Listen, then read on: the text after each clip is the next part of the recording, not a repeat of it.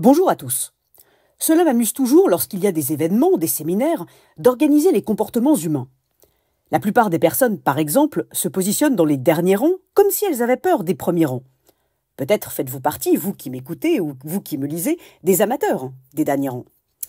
Nous avons beau être devenus adultes, il reste toujours en nous, du moins chez certains d'entre nous, cette angoisse née à l'école où être assis au premier rang signifiait courir le risque d'attirer l'attention du professeur, et donc d'être interrogé sur sa leçon, ou du moins d'être obligé de suivre le cours attentivement, plutôt que de rêvasser, dessiner ou bavarder avec ses voisins. Si cette angoisse n'est pas née à l'école, elle est peut-être née au cirque, ou à l'occasion d'autres spectacles où nous emmenaient nos parents, et où ceux qui étaient assis au premier rang étaient appelés à y participer, et donc à courir le risque de recevoir une tarte à la crème dans la figure ou de disparaître dans la machine du magicien. Bref, beaucoup d'angoisse.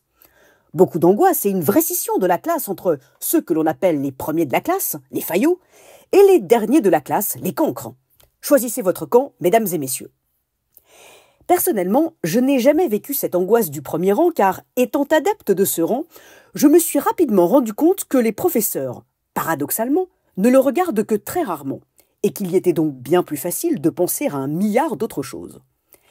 Mais ce n'est pas pour ça que je vous raconte tout cela.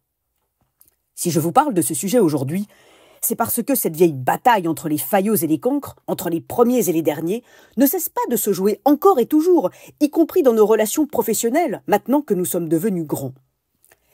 L'exemple le plus frappant de cette bataille est la réunion professionnelle, bien sûr. Il y a ceux qui arrivent toujours en avance et ceux qui arrivent toujours en retard.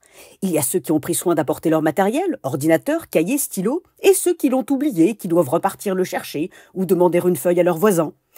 Il y a ceux qui ont lu les documents envoyés en amont de la réunion et qui s'y sont donc préparés, et ceux qui n'en ont pas eu le temps et qui découvrent le sujet dont il sera question. Il y a ceux qui se mettent tout devant et ceux qui se mettent tout au fond. Les retardataires obligeant l'ensemble des participants à commencer en retard les réunions, seraient-ils en passe de gagner la bataille? Il est fou combien, en grandissant, nous continuons à porter en nous nos angoisses et nos habitudes, nos difficultés et nos obsessions.